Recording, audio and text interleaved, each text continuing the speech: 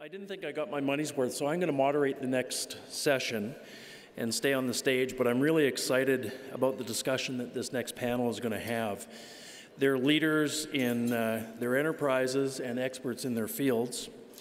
And in part because of the opportunity that we have in front of us, if we're smart and aggressive, we can facilitate downstream economic growth for companies like those you're going to see up here today. They will create ancillary jobs and investment in our province, and this will come as a result, not just for them, but for other companies in British Columbia as well. As importantly, there's a prospect, if we're focused and deliberate, to facilitate a made in BC downstream sector or sectors that has lasting significance over and above the operations of these potentially significant plants and the upstream activity that supports it. One sector that has the opportunity to support LNG in its value chain globally. In doing so, we can create resident expertise here in British Columbia, perhaps technology or goods, or professional services that can be built around the sector that become globally tradable industries and services, as is the case in the oilfield services industry in Alberta. So joining me today to have this conversation are four exceptional people to share their perspectives. And I won't read out their extensive bios, but if they could join me on the stage now.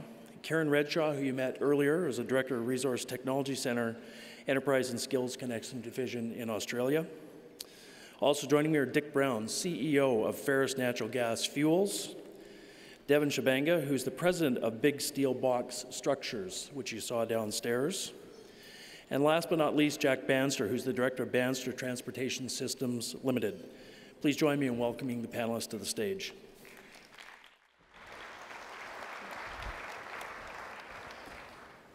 Well, welcome. Thanks very much for wrapping up this conversation we've been having for the last 3 days. Dick, perhaps if I can, I'll start with you.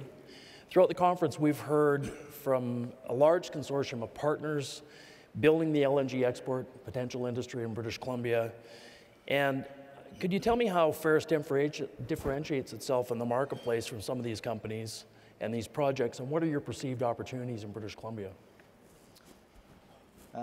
Thanks, Greg. It's great to be here also. Ferris differentiates itself because it looks at the domestic market for LNG.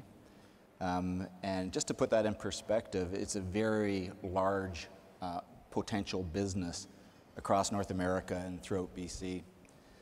If you looked at the diesel that's consumed in North America and you were to equate it to MCF a day, it's 31 BCF a day of gas that would be consumed if the entire diesel market converted over to natural gas.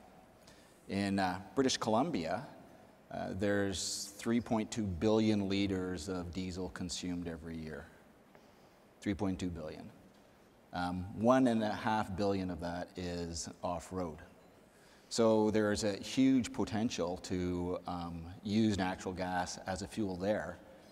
Here in BC, if you took just 25% of that market and you had it convert to natural gas, it would mean that there would be another 30 million per month into the economy of British Columbia. And you know, there's a lot of capital being deployed both across North America, and to be able to build out that supply chain in North America would be $150 billion. But you know, obviously that's not going to be converted completely. But the point is North America is on the verge of doing something very large. One of the disappointing facts that has always disturbed me is Canada is the 4th largest producer of natural gas in the world, yet we rank 26 in utilization of it for the high horsepower market and transportation, 26. We sit behind Burma.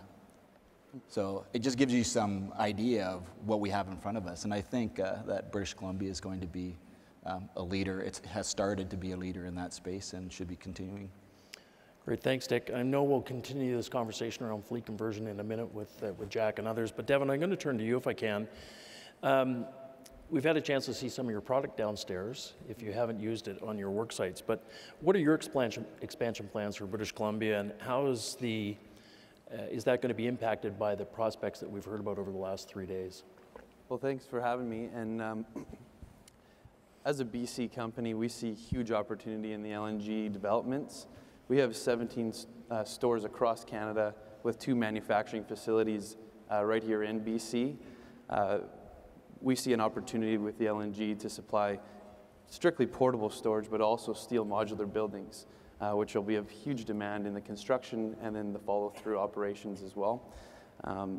And so in terms of expansion, we see the north as a place we already sit. We have 4 locations already in the north of BC, but we understand that we need to ramp up our resources and personnel up there, as well open up a few new locations. Well, thanks very much. Jack, you've been at this industry for a while now, since the 1980s. You're a proud Northern British Columbian. Give me a sense of what the LNG opportunity presents for you today, let alone what it might present down the road for transportation logistics firms like yours. Well, it's an exciting opportunity. When you come from the north, like I do, you realize that so much of the work that comes your way comes from resource-based economies. And just to see a new industry to come in, we've had forestry and mining, which have been successful. Some of them are ramping down, but just to see the opportunity for those, especially the Northwest, Terrace, Kitimat, Rupert, it would just be tremendous, especially for the youth there. There's been a brain drain, I guess you would call it, up there, where the people have to leave to find the kind of opportunities, or are moving to Northern Alberta. So just to see the opportunity for them to be able to stay in their own communities and work. For our company personally, we've been there, yes, since 1955. We've seen lots of growth just recently, but that's a construction phase. Those jobs keep coming, and sometimes they do go. And so just to have a new piece of pie to fight over would just be awesome. We're used to beating each other up in our industry, so it would be nice have a little breath of fresh air and share some new work, as I would put it. Well, it leads me, I think, to the next logical question. And Karen, I'm going to come back to you at the end of that because you'll have some insights on it. But what we don't often appreciate is just the complexity of the supply chain globally, let alone locally. And we've heard from a variety of LNG proponents that operate on a global basis. But give me a sense of some of the barriers you see in your firms. And Devin, I'll start with you in terms of the supply chain for your own business. So the suppliers, the labor force, what are the things that keep you up at night, given the huge opportunity you've got going forward, and how you capitalize that opportunity, perhaps? Well, I think the obvious barriers as things start to ramp up will be, capital and manufacturing space and workforce. But further to that, even just the connection directly to the purchasers, and them understanding, the full depth of what a BC company actually has to offer. Because what we've known is, in our company, people know of our name at times, but they don't know our full spectrum of service, right? And so it's connecting directly to the purchaser and having that conversation so they know fully what BC companies can actually provide. And in reverse to that, us understanding how to present that in a way that is palatable to them and receptive to them, so they don't discount us and throw us kind of to the wayside. So I think those are kind of some main components. And then, again, specific to our industry, you have your traditional construction out of wood frame, and we've got this container technology that we've adapted from the storage container that a lot of people don't even really know exists. And so we're trying to tread new water and blaze the trail, if you will, to bring in a new offering, which I think is a timely kind of opportunity, being the demand at hand. So. And how do you communicate with your suppliers today to make sure they're ready to enable you to be ready going forward as well? Well, with our suppliers, we've positioned agreements with manufacturing, and over the years we've developed supplier arrangements in terms of materials and a trade base. And so really we have to draw on that, and a big part of it also comes down to the commitments. And so until we have commitments, it's very difficult to plan too far out, right? So we've got a few steps ahead of ourselves, but we really have to wait and see until we get true commitments. Jack, how would you build on that conversation? We do have some concerns in our business. One of them is what we see would be a spike in wages in that, especially in that defined area, Terrace, Kitimat, Prince Rupert, maybe towards Prince George. There is a limited workforce there, and it's supply and demand. We've seen that already with the Alcan modernization, where wages have increased sharply, especially for the construction phase. We're willing to pay those wages, but it does take a cycle to explain to your customers the costs are higher, there are surcharges. What happens possibly if the construction phase is over? Is the workforce willing to go back to traditional wages that are in most of British Columbia? So, yeah, those are concerns. I think we can work through them. They've happened in other places in the world, and we can study that. The other one for us would be finances. We're used to ramping up if we have a 10-20% increase, which we've done for quite a few years. But a project of that size, could be on the capital side maybe 50%, 40%. So our bank might get nervous when we add an extra zero to our $10 million loan instead of whatever the numbers are. But so we're working ahead already with that, with our lending institutions, and trying to get ready for that. So when you're talking to other business owners and business leaders in Terrace and in the north, are those similar and primary concerns that they have as well, or what else are they thinking about when you're sitting around having coffee or talking over dinner? Yeah, that's the same issues. Some of us have acquired extra land.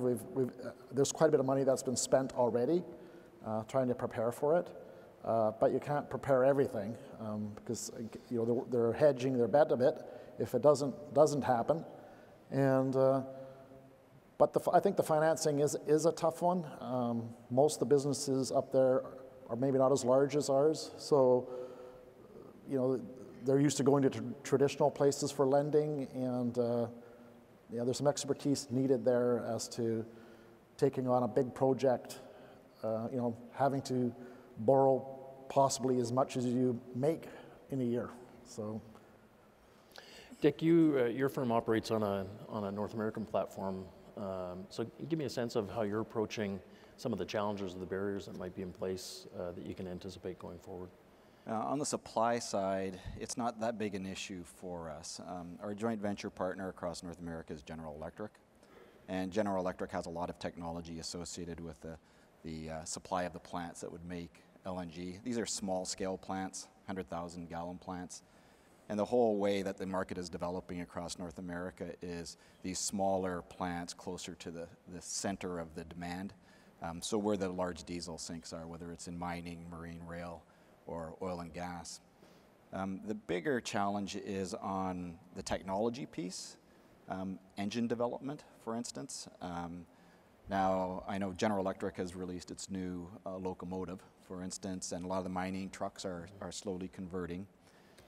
But even here in British Columbia, one of the real challenges is the 15-liter engine, which is an engine which we use here. It's bigger, more powerful, but it's because of the nature of the work. So adoption rates are climbing quickly in the U.S., but not so much in Canada because the programs around those larger engines have been delayed. So that continues to be a challenge. Karen, you've had a chance to listen to some of the opportunities and some of the barriers. What would be your perception of how that equates to the experience you had in Australia? Certainly some similar themes there. We've worked quite closely around supply chain opportunities for SMEs, and in doing that, we've identified that procurement teams often sit offshore. They certainly don't sit near the local suppliers. So a lack of visibility from the procurement teams around what capability exists and understanding that's a real barrier for entry. We've made sure that every engagement we've had the procurement team sitting alongside us in some capacity, so that they get some visibility into what the opportunity or what the capability is there. So there's certainly a challenge there around gaining access, understanding your market, and understanding your competitors. Because SMEs need to actually be pitching themselves as the preferred option, the low risk option in the oil and gas sector. So understanding the market opportunity, but also understanding how you're competing against your competitors. Those are key aspects of gaining an access into a market like that.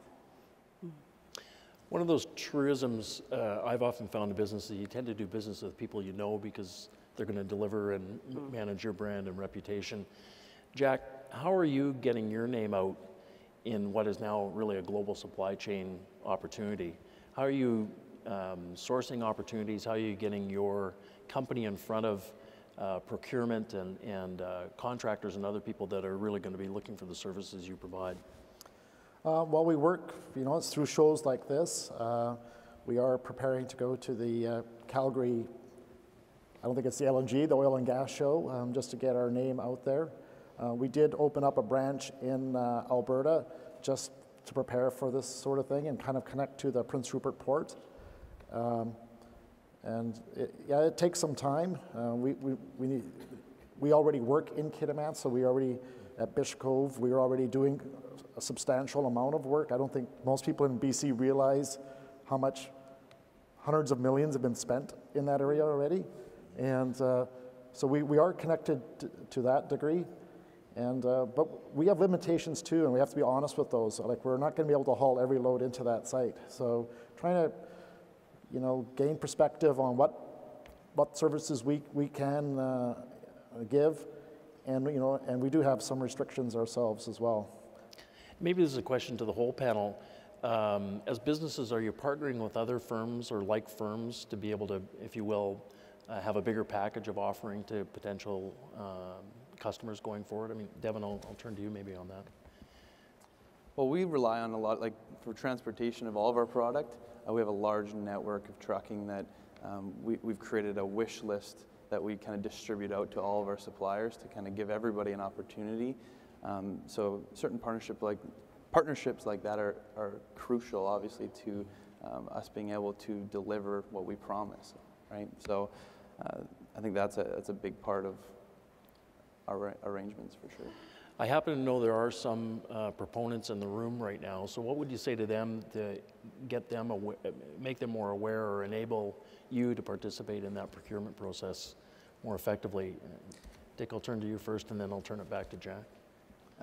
Yeah, well, partnerships are absolutely critical in the space that I operate in, because what you need for a good partnership is you need the technical, you need capital, you need to be able to aggregate demand, you need to have partners who can work with the regulators and policymakers. You need to have a partnership where you have efficient operations and capital efficiency. And of those elements, I don't know of any one company, including General Electric, who can manage all those pieces. So it's important that the partnerships come together to make the business successful, especially in these emerging businesses. Okay. Jack, any thoughts around how the procurers could make it easier for companies like yours? I guess what we really like is to have direct dialogue. In our industry, there's been a lot of going through third-party or 3PLs or logistic specialists, which there's nothing wrong with them. They have their purpose as well. But I think just to have initially a direct conversation would maybe open some eyes as to companies like ours have lived in the North for 50 plus years. So there's restrictions there that we're aware of, whether it's weather or bridges that are too low and et cetera, et cetera. So, and going back to the supply thing, we are partnered with probably the 10 major trucking companies in Canada. Just because of the remoteness of the area, they basically hand it over to us in either Vancouver, Edmonton, or Prince George, and we service that area. And yeah, we've done things like bought truck dealerships so we can have trucks on the lot ready to go if we need to expand instantly. Yeah. Devin, do you want to add on that? Yeah, just to build on that, I think if there's true buy-in from the proponents and that trickles down to the procurement process where they see the true value in dealing directly with BC-located businesses, and they understand the value that they gain from that. And like Jack said, if we can get that communication loop to be more direct and more just transparent, I think that will benefit both sides. And we've seen that starting to kind of move and happen with forums like these and this convention. And I think the BC government has really come behind BC Business. And like one of our connections here, Tuan, he said, when you guys succeed, we succeed. And I thought that was quite refreshing from a business owner to go, the government truly wants to work with us to make our business better as well, and not against us. So I think that was a shift in my own mind that I got just from my recent experiences. Karen, what's your experience in what works best for SMEs in terms of that marriage or connection of opportunity on the procurement side? I think one of the opportunities will be once these projects get final investment decision and some of the EPCMs are appointed, there'll be an opportunity for a dialogue that's real around opportunities. At the moment, it's not. There's not. The opportunities aren't clear. So I think once the tier ones and the tier twos are appointed, that'll make it easier for firms. The profile that you need to have isn't just actually dealing directly with the procurement people. It's unlikely that you'll ever get to meet a procurement person from a major project proponent. But what you need to do is actually make sure your business is in a position where it can put its best foot forward. That means understanding the needs of the project proponents, what do they want and what do they expect you to be measuring in your business, and making sure that's available for them to find on your website easily. We hear now that the procurement teams for many of the projects in Australia, many of them are offshore. So the first thing they do when they get a bid is look on the internet and Google your company. If they can't find the information on your website, and that demonstrates how many lost days there are, how many accidents there are, how you manage your environmental credentials, how you look after your community relationships, a whole raft of information that needs to be on your website. If that's not there, then you've got no hope of actually going any further in that relationship. I could probably give you an example out of one of the businesses that Ferris is involved in is a completions business in northeast British Columbia. We have two different nitrogen plants in Dawson Creek. And to stimulate wells, a lot of nitrogen is used. So we use up to 3,000 tons per well. And that's all moving by 30-ton truckloads. So you can do the math and you can understand the amount that has to be moved to cause these well stimulations to happen. And if you're not working with the E&P company, with the service companies that are doing it, as well as with the providers of the actual product, the work just doesn't get done or gets done very inefficiently. I've got a number of questions from the floor I'm going to go to in the 10 minutes we've got left.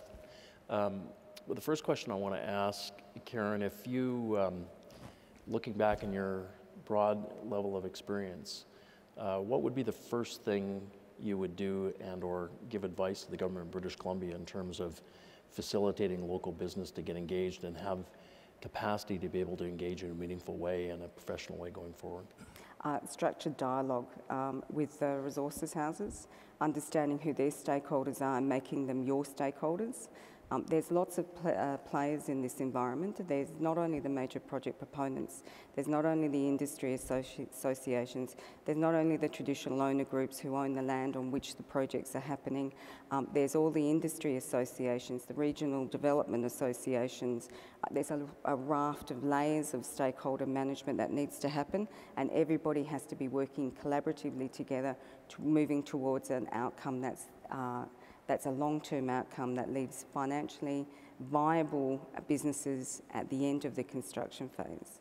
There's a lot of stakeholder management. I can't underestimate how much work we've done around bringing all of the parties together around the table to talk about the challenges and actually doing a lot of research. We've commissioned a lot of research about those pressure points in the supply chain and working with the major project proponents. And that's the next phase of our engagement. We've been working at the capacity level now of building capable SMEs. Now we're looking at productivity in the supply chain, and that's the focus that we're moving towards now. One of the privileges I've had in the last few months has been appointed to the Aboriginal Business Investment Council, and it's really an entity headed by Chief Councillor Ross to engage business and First Nations and accelerate the participation and full participation in the economy and celebrate that. You know, we don't really talk about it, the huge array of success stories, but there's lots of work to be done. Jack, I'll turn to you. How are you engaging First Nations business in your business, and or how are you working with First Nations communities to engage in the activity or the potential projects going forward? Yeah, I can't let all the cats out of the bag, but we are working, we're very, I would say, a couple I's and dotted and a T's crossed from a couple of joint ventures with our partners. And we've lived with them for many years, and it's actually exciting to see that you know, they're new governments for them too. It's a learning process, I think, for them and also for us. We're having to, we're used to doing our own thing, but now we do have a partnership. We have to honor that, and we're excited, you know, as far as job training, financial compensations. I think there's just a huge opportunity. One caveat I would say in our area is that there's quite a few different groups. So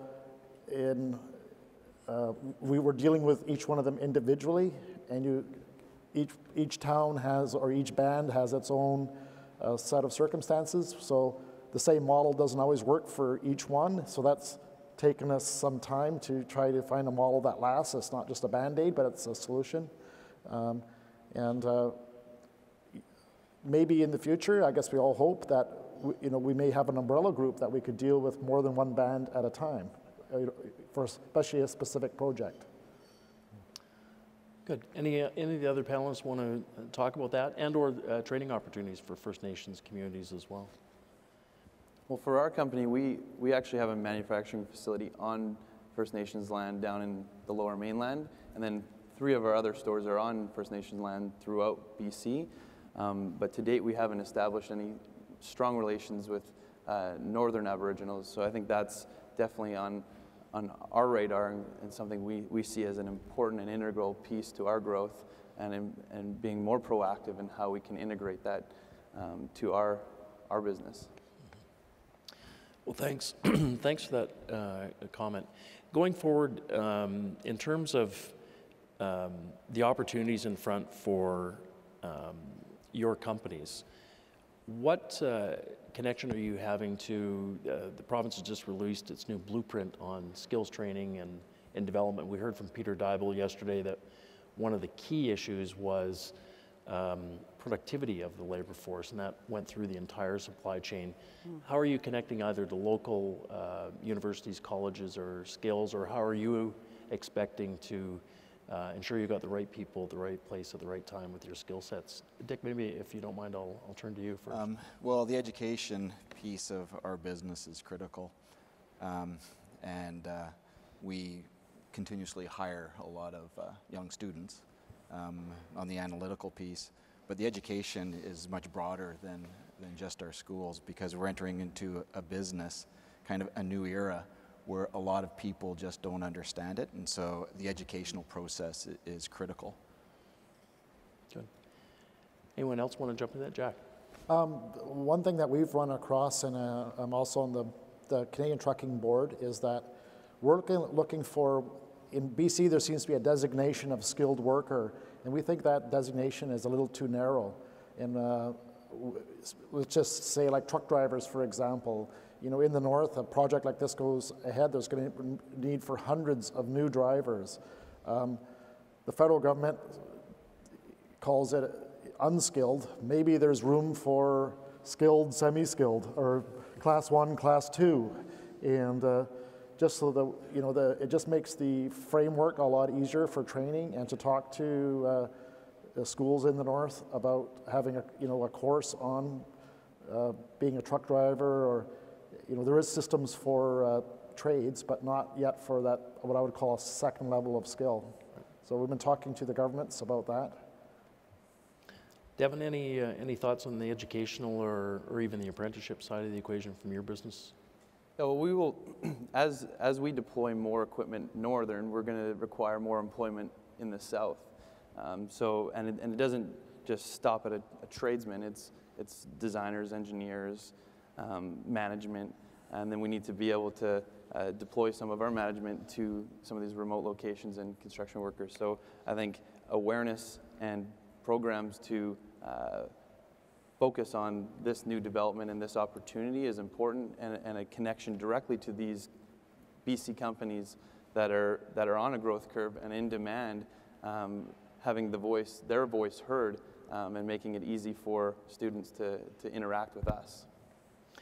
I think it's unfortunately these conversations always go more quickly than you'd like, so I'm going to maybe just start at the end, Jack, with you and get you to share in a couple of minutes really your thoughts around the opportunity and your perspective as a northern business owner and operator, what needs to be done and where you can go from here. It's very exciting. Like I said before, it's a new opportunity. It's a new industry, which just brings new opportunities. We're investing already, so we hope it goes ahead. We have a backup plan, I guess. And just for the youth up there, that's the most exciting part for me. Not even just for our company, of course, it's obvious that would be great for us too. But just for those youth to have something dynamic in their own area. They don't have to think, if I want to be an engineer, I have to move to XYZ. I can stay right here in my community and have an awesome opportunity. Great. Thanks for that, Jack. Devin? I think to kind of build off of Jack, what he was saying in terms of BC is kind of, at least because I live here, I'm partial to it, but kind of a coveted province to live in, but often has, doesn't always have the opportunity to match to allow people to really enjoy it. So to me, LNG represents, kind of the best of both worlds, where if we can have industry that drives the economy, but allows us to actually live and enjoy the beauty of BC, it's a win-win, right? So I think that's an exciting sort of phase that BC is ushering into in the next 5 to 10 years. So I think for our company and just for our communities, that's a huge impact. What's the one little bit of advice you give to other SMEs in the room right now if you're going to embark on this opportunity? I think just engaging in the opportunity and getting in on the ground floor, and not being fearful of the unknown, and just go for it. And yeah. Good. Dick, what are your perspectives? The LNG opportunity is enormous here in British Columbia as well as across the continent, and to really have that opportunity used domestically, you need to make sure that you have a good, solid framework in which to invest. And one of the challenges we're currently having is just making sure that we have a level playing field to work on.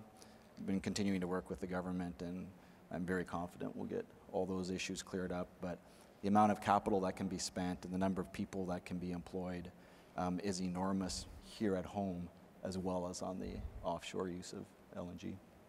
And Jack's company aside, but the fleet conversion opportunities are resident in the Lower Mainland just as much as they are in the north, is that correct?